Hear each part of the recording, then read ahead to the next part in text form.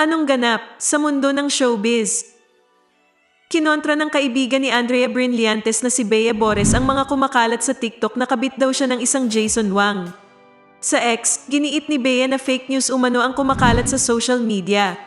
May hirit din sa social media na tumatanggap daw ng booking si B.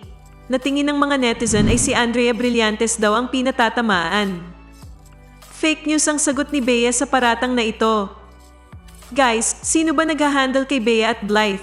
There are multiple accounts on TikTok spreading fake news na Bea is kabit daw ni Jason Wang at si B ay nagbubuk ng hotel with different guys.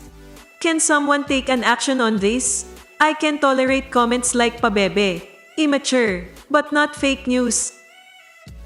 Matatandaan na pinag-iisipan na ni Bea ang pagsasampa ng cyber libel case laban kay Richie.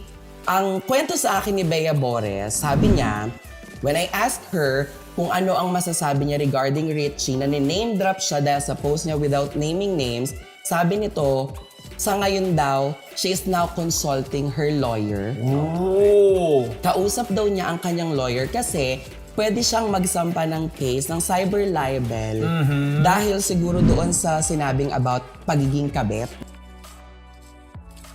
Ayon kay DJ Jaiho sa kanilang YouTube channel na Marites University. Ano sa palagay mo? Kabit kaya talaga si Bea? At nagpapabuking kaya talaga si B?